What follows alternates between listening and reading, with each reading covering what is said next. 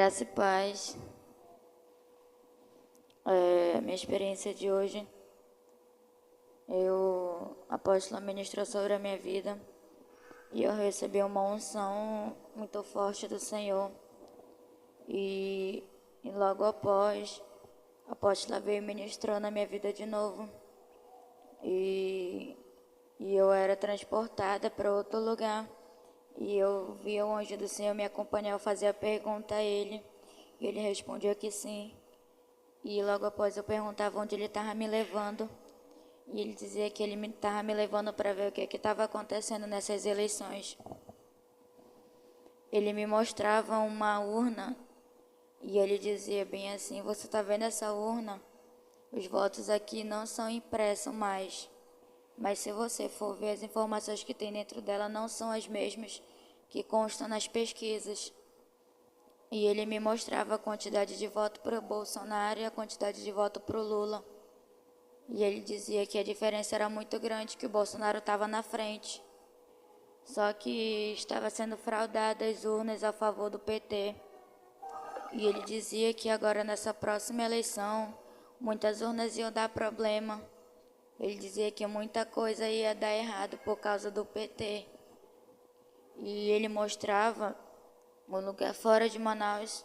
E ele dizia que pessoas agora no primeiro turno não estavam conseguindo votar no Bolsonaro. Teve gente que teve que votar ou no Lula ou votar nulo, por causa que não estavam conseguindo votar 22. E o Senhor ele mostrava isso, e ele dizia que foi comprado muitos votos. E tinha muita gente fazendo boca de urna e fazendo falsas promessas para as pessoas. E ele dizia que a quantidade de gente do Nordeste que votou no Lula não era suficiente para ganhar essa eleição. E ele mostrava a diferença de 20% das votações a favor do Bolsonaro. E ele dizia que foi fraudado. E já foi dito que o Bolsonaro vai ganhar pelo Senhor. Só que os satanistas eles vinham dizer que eles iam lutar e perseverar até o fim, dia e noite. Que eles não iam cansar enquanto ele não ganhasse. E eles falaram que o Lula ia ganhar. E eu falava não, porque tem um povo orando. E ele dizia que eles estavam furiosos porque isso mexeu com a estrutura lá no inferno. E ele dizia que muita gente estava se pondo de joelho pela madrugada. E ele dizia que ele viu pessoas orando como nunca antes. Gente que nem tinha costume de orar, ele via pessoas orando pela manhã, pela noite, antes de dormir, agradecendo ao Senhor pelo dia e pedindo misericórdia. E mesmo sabendo que tudo isso estava dando errado, se o Lula ganhasse, ia haver uma guerra muito grande. E os bolsonaristas iam para cima dele, tanto eles quanto as pessoas do exército. E ele estava fazendo isso mesmo sabendo que se o Lula ganhasse ia haver uma guerra. Mesmo assim ele quer continuar comprando voto e continuar fraudando.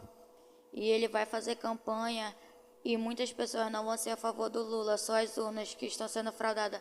Mas o Senhor, ele disse que ele ia tomar aquele lugar.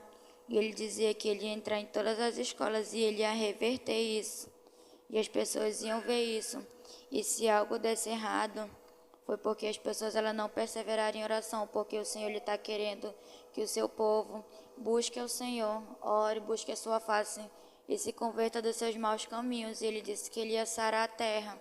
Só que as pessoas elas precisavam crer que o Senhor era Deus na terra e que era para as pessoas pagarem um preço durante esses 27 dias até o dia 30 de outubro. O Senhor ele estava na frente, mas que as pessoas tinham que se pôr de joelho a favor disso. E ele dizia que ele estava no comando de tudo, mas que era para as pessoas continuarem orando, porque se Lula subisse no poder, mesmo sabendo que seria roubo de voto, muita coisa ia acontecer de ruim. E a primeira coisa que ia acontecer era fechar as igrejas, e ele não ia permitir que os cristãos eles andassem por aí pregando a palavra, porque ele é contra, porque ele é satanista. E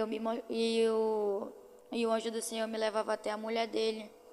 E ele dizia que há pouco tempo ela teve um filho e foi um aborto e não foi espontâneo. E isso foi uma oferenda dele entregue a Satanás para que ele suba no poder o mais rápido possível, tanto com o roubo dos votos, quanto com as oferendas e os satanistas que estão se levantando. E agora eles não estão se escondendo mais, eles já estão botando a cara para fora e dizendo que eles são Lula e que os próprios satanistas vão ser perseguidos se não votarem no Lula. E os demônios já estão preparados. E ele dizia que ele ia procurar atingir cada guerreiro, até pessoas que estão orando a favor do Bolsonaro. E o Satanás ele ia começar a atingir para que as pessoas elas mudassem o voto. Ele ia começar a amedrontar pessoas nas ruas, em sonho. Ele ia começar a perturbar e deixar as pessoas loucas. Mas o Senhor dizia que ele era o dono do Brasil, ele era o dono de tudo, que ele governava sobre o céu, sobre a terra e sobre todo o que no mundo há. E ele me mostrava algo muito grande, como se cobrisse o Brasil.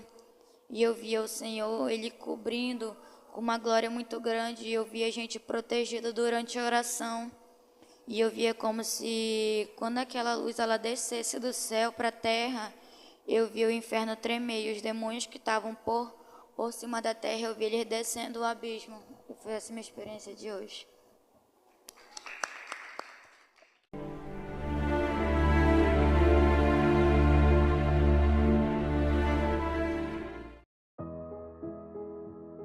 A graça e a paz, povo de Deus. Aqui quem vos fala é o apóstolo Juscelino Alves. Quero começar meu comentário acerca dessa experiência com uma palavra que está lá no livro de Provérbios, capítulo 11, versículo 1, diz assim: balança enganosa é abominação para o Senhor, mas o peso justo é o seu prazer.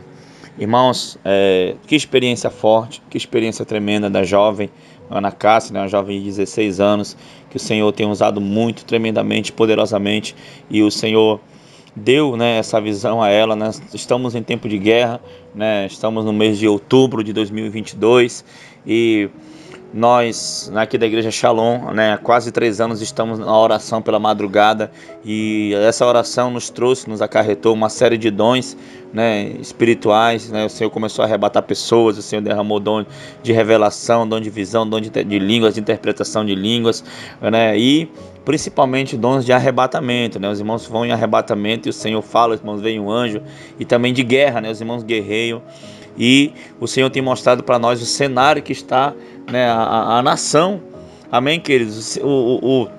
Nós sabemos que os governantes, né, você pode ver, né, que o rei Acabe governava Israel, né, que, né, ali juntamente com Jezabel, e você vê, né, que ainda assim, né, o profeta de Deus estava lá, né, fez parar de chover, fez chover, né? Então você vê que os profetas eles têm que estar intercedendo junto a Deus pela nação, né, orientando os reis, orientavam os reis, sabe, queridos? E, né, muitas pessoas acham assim que a igreja ela não deve se meter em política, né? Acredito que também sim, né? O pastor, para mim, o pastor ele não deve ser um candidato, ele não deve ser algo assim, irmãos, mas nós somos profetas de Deus, nós temos que estar junto ao povo, né, intercedendo pela nação, para que a nação seja próspera. A palavra de Deus fala: feliz a nação cujo Deus é o Senhor.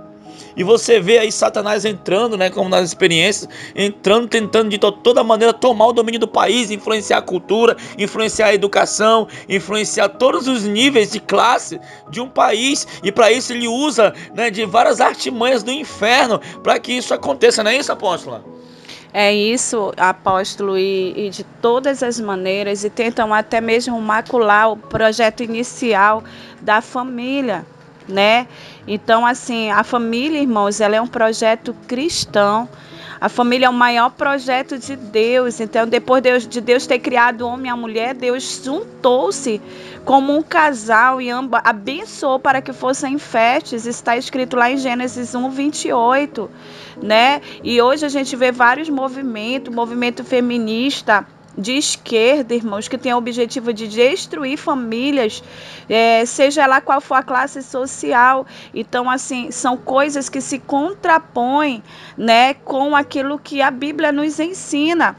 Então muitos dizem, tem questionado, pastores, crentes não podem se envolver na política. Eu não posso ter cargo político, eu não posso, como pastor, ter cargo político.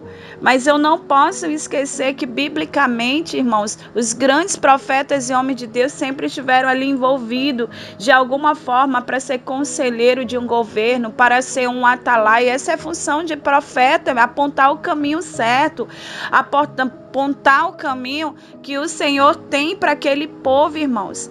Deus fez isso com Daniel, fez isso com Neemias, com José, e por isso que Deus dava livramento ao seu povo em tempos de crise, em tempo de escravidão, em tempo difícil, porque para cada tempo Deus levantava um profeta naquela nação.